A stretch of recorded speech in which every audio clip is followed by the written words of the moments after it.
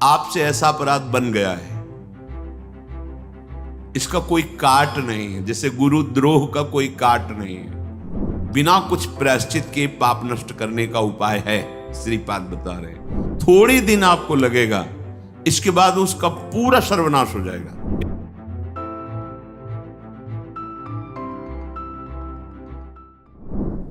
ये जो श्लोक वर्णन होगा, इसमें सावधानी से सुनना है। श्रीपाद कह रहे हैं कि यह कुर्याद गुरुतल्प कोटि गमनम हन्याच विप्रार्बुदम स्वर्णं चापि हरेत् पिबेच्च मदिराम संसर्गवान् तादृशैः अन्यंचोद्भटगो वधाद्यघचयं कुर्वीत सोप्यामृति श्री वृंदावनवास निश्चय सुनिर्वाही महाधार्मिकः। श्रीपाद कह रहे हैं, विश्व में सबसे बड़ा पाप है गुरु पत्नी गमन, अर्थात गुरु माता के साथ व्यभिचार। कुछ गुरुदेव गृहस्थ होते हैं,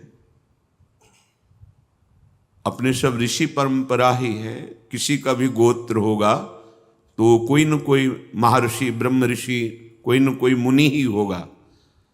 तो बड़े से महात्मा हुए जो गृहस्थ में हुए हैं और बड़े महापुरुष हुए हैं। तो गुरु पत्नी के साथ व्यभिचार ये सबसे बड़ा महापाप है, इससे बड़ा कोई पाप नहीं होता। पर ये फिर विभाग करे तो एक विरक्त मार्ग है जिसमें सद्गुरुदेव का वर्णन किया गया। तो फिर ये शब्द वहां कैसे लागू होगा, गुरु पत्नी गामी। तो गुरु की एक प्रगट में जो गृहस्थ धर्म से भगवत सिद्ध महापुरुष हुए, तो उनकी पत्नी गुरु पत्नी।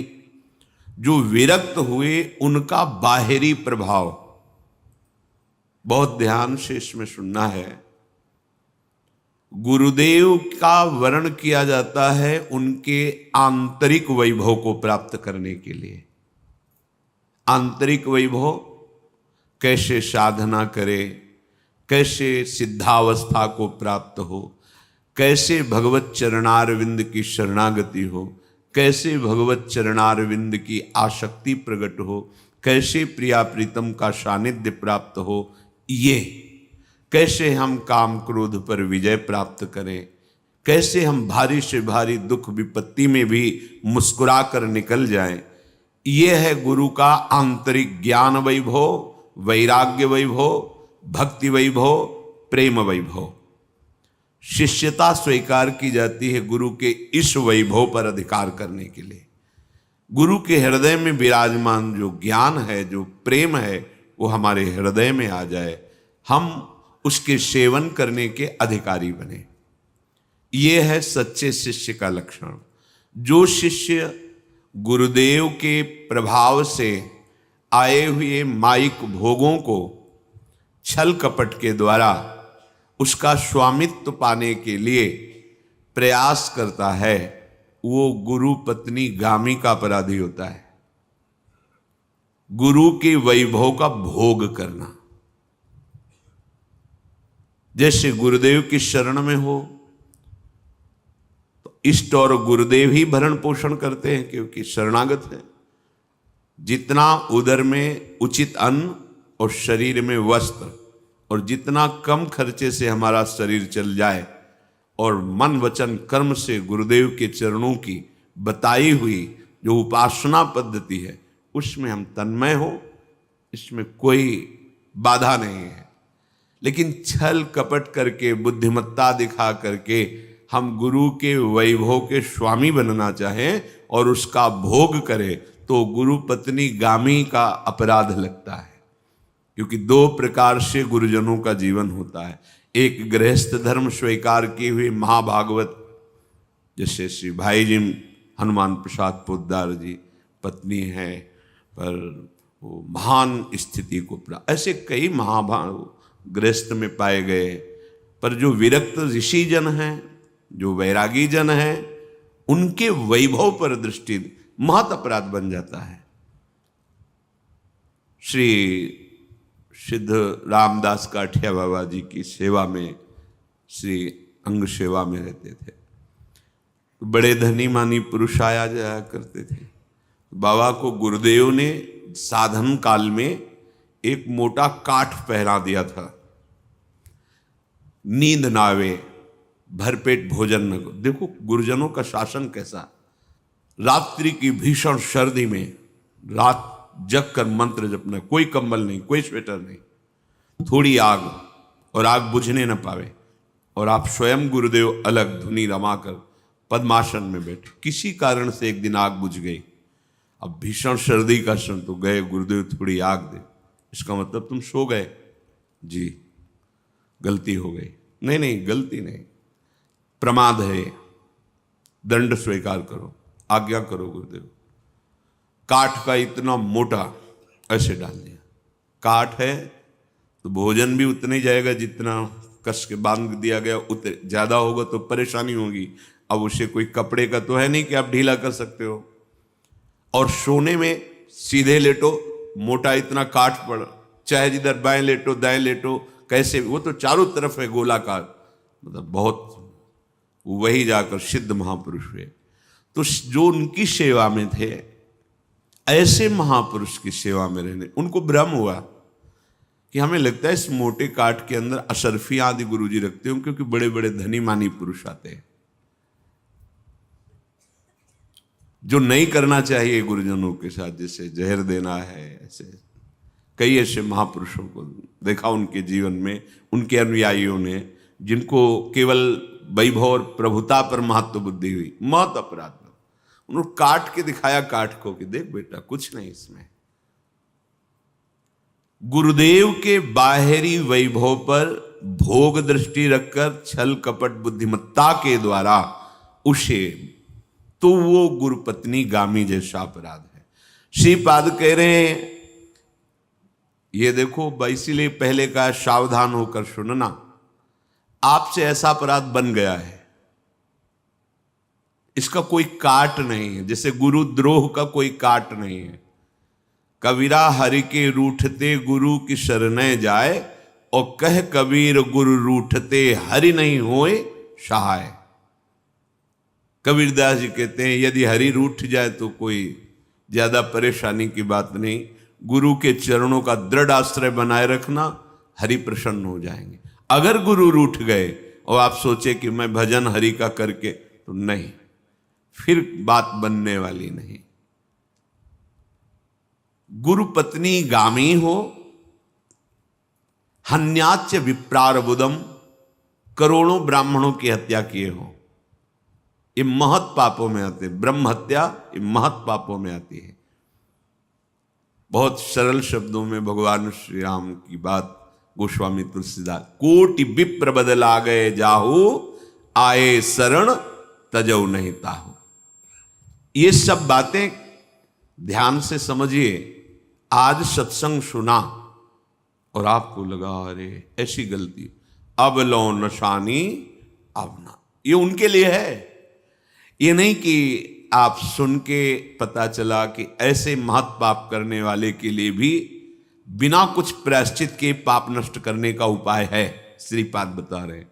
तो आप मनमानी करें फिर इस, नहीं, ये शब्द कान में आपके पड़े, अभी तक आपको इतना पता नहीं था कि ऐसे भयानक पाप होते हैं, और अब आपको जलन हुई कि ये तो बहुत दुर्गति कराएंगे, तो अब लो नशानी अब ना। आज तक किया, हरि शरणम, अब नहीं करूंगा, बस उसके लिए बात है। कह रहे स्वर्णंचापि हरेत, स्वर्ण चोरी बहुत बड़ा पाप है। किसी की जैसे स्वर्ण की जंजीर खींचते हैं, या किसी के लॉकर तोड़कर ले जाते हैं, या ऐसे बड़ी दुर्गति होती है। शास्त्रीय विधान है, एक कानून है, ये अखिल ब्रह्मांडों का कानून है। जैसे भारत का अलग कानून है, अन्य देशों का अलग अलग कानून है, पर समस्त विश्व ब्रह्मांड का कानून ये भगवत वाणी, भगवत महापुरुषों की वाणी, ये अनंत ब्रह्मांडों का कानून है। कहीं भी करोगे। इतना सुंदर चंद्रमा आज भी कलंकित है। गलत किया, गुरुपत्नी गामी गलत किया, आज भी उनकी निंदा होती है। वही कलंक उनको आज भी, नहीं तो इतने सुंदर चंद्रमा है, पर उनके माथे पे कलंक है कि उन्होंने ऐसा किया। स्वर्णं चापि, कभी ऐसी भूल मत करना। तुम्हारे कुल में जो परंपरा से संपत्ति चल रही है उसका भी नाश हो जाएगा अगर आपने किसी की स्वर्ण चोरी की। ये कानून है, ये धर्म मर्यादा बनाई गई। स्वर्णं चापि हरेत, किसी की भी स्वर्ण चोरी नहीं। कोई भी किसी भी प्रकार से संपत्ति धन का जो अपहरण करता है, थोड़ी दिन आपको लगेगा, इसके बाद उसका पूरा सर्वनाश हो जाएगा। ये देखा है, पूरा सर्वनाश हो जाएगा। मनमानी आचरण करने वाला नष्ट हो जाता है, धर्म पूर्वक चलने वाला दीपक की तरह जलेगा, लेकिन कुल परंपरागत वो सुखी रहेगा। पिवेच्च मदिराम, कुछ लोगों को भ्रम है कि मदिरा पीने में किसी की हिंसा तो हम करते नहीं, जैसे मांस में है तो हिंसा होती है, पाप है। मदिरा को क्यों रोका जाता है? शास्त्रीय विधान है, ये घोर तमोगुणी राक्षसी प्रवृत्ति प्रकट करती है, आपके पुण्यों का नाश करती है, आपके स्वास्थ्य का नाश करती है, आपकी बुद्धि का नाश करती। कहीं किसी भी तरह से 1% भी, ना लोक ना परलोक, कहीं भी यह हितकर नहीं है मदिरा। किसी को ऐसा अनुभव हुआ हो कि मदिरा पीकर मैं बहुत स्वस्थ हुआ, मेरी बुद्धि बहुत प्रवीण हुई, तो आप बताइए। और अखिल ब्रह्मांडों के कानून में इसका निषेध किया गया है। कुछ लोग उदाहरण देने लगते हैं कि आप मदिरा का निषेध करते हैं, लेकिन अल्कोहल तो औषधि में भी पड़ता है, होम्योपैथिक औषधि, अन्य औषधियों में पड़ता है। जहर भी तो है ना, उसको भी शोध कर औषधियों में डाला जाता है। बड़े बड़े दम आदि बीमारियों के जो ये धतूर है, कई तरह के ऐसे जहर हैं जिनसे बड़े बड़े रोगों के नाश करने की औषधि। आप ऐसे पाओगे मर जाओगे, लेकिन जब वैद्य शोध के देता है तो औषधि हो, वो पवित्र मानी जाती है। औषधि पवित्र मानी जाती है। आयुर्वेद शास्त्र है, उसके निर्माण की पद्धतियां हैं। अंगूर या महुआ, गांव में बड़ा वृक्ष होता है महुआ, ये बड़े पवित्र फल हैं, लेकिन जब इनका पद्धति से मदिरा बनाया जाता है तो वही घोर निषेध हो जाता है। ये भगवत समर्पित भी होते हैं, फल परम सात्विक माने जाते हैं, लेकिन परिणामतः जब उस पद्धति से बनाया जाता है और उसे मदिरा रूप दे दे तो वो फिर निकृष्ट और निषेध कर दिया जाता है। संपूर्ण सृष्टि भगवान ने बनाई है, उस सृष्टि में राक्षसी वृत्ति। यदि आप राक्षस हो तो हमारी बात ही नहीं सुनोगे, समझोगे नहीं। यदि आप मनुष्य हो और इसी जन्म में आप परम सुख, परम आनंद प्राप्त करना चाहते हो, तो मदिरा कसम खा के छोड़ दीजिए। ये ना तुम्हारे परिवार का हित करेगी, ना तुम्हारे स्वास्थ्य का, ना तुम्हारी बुद्धि का, ना परलोक का। कहीं भी इससे किसी का भी हित नहीं होता। केवल एक बुद्धि की विलासिता है कि हम थोड़ा गम मिटा लेंगे, शांत हो जाएंगे, मस्त हो जाएंगे। यहां वृंदावन में एक नाली छोटी सी थी, तो नांगने के समय ऐसे लग रहा था जैसे बहुत बड़ी दरिया को पार करने के लिए कोई विचार मग्न हो। तो आगे जाना, पीछे, और लड़खड़ा के उसी नाली में आखिरकार गिर गए। तब पता चला कि वो मदिरा पिए हैं। फिर उनको उठा के पकड़ के, नहीं भाई, तुम्हारे स्वास्थ्य, तुम्हारी बुद्धि, तुम्हारी मर्यादा एक सब नष्ट कर देगी। ये आसुरी प्रवृत्ति है। अगर राक्षस हो तो हमारी कोई बात ही नहीं आपसे, यदि मनुष्य हो तो प्रार्थना है। हमारा शास्त्र कहता है मत पीना। इसके लिए नरक में जो वर्णन किया गया है, तो गला करके लोहा उसे पिलाया जाता है जो मनुष्य चतुर्वर्ण में प्रकट होकर मदिरा पान करता है। नहीं, ऐसा निषेध है, आप मत करें। इसमें तर्क वितर्क मत कीजिए। कुछ गुरुजनों की शास्त्रों की बातें यथावत स्वीकार करनी। कई बार कहा है, जैसे प्याज लहसुन में कोई हिंसा नहीं है, जहां आलू प्रकट हो रही है, शकरकंद प्रकट हो रही है, बिल्कुल ठीक उसी पद्धति से ये प्याज लहसुन भी होते हैं, उसी खेतों में होते हैं, पर इनका प्रभाव तुम्हें पता नहीं। ये पुण्यनाशक और तमोगुण बढ़ाने वाला है, इसलिए निषेध कर दिया गया है। जो हमारे महर्षियों ने अनुभव किया है, जो शास्त्र लिखने वाले महापुरुषों ने, प्रथम तो लिखने वाले भगवान ही है, उनकी श्वासों से वेद प्रकट हुए और उसको भगवान श्री कृष्ण द्वैपायन व्यास देव जी के रूप में प्रकाशित किया, भगवान ही है। तो जो कानून है उस पर यदि हम चलेंगे तो हमारा जीवन मंगल, कानून के विरोध में चलेंगे तो फिर हमारी हानि हो जाएगी। तो पिबेच्च मदिराम, जिसने मदिरा पान किया, आज सुना और नियम ले लिया, नहीं पीऊंगा, फिर आप देख लेना, आगे खुद देख लेना। हमें तो कई ऐसे परिवार मिले हैं जो रोते हुए मिले हैं, उनके बड़े जन जो परिवार के, वो शराब पीते थे, ऐसे उनको देखा, विहाल देखा। बच्चों के लिए कपड़ा नहीं, वो आदमी 100, 150 की, 200 की शराब पिएगा जाके। कितनी निकृष्ट तुम्हारी बुद्धि।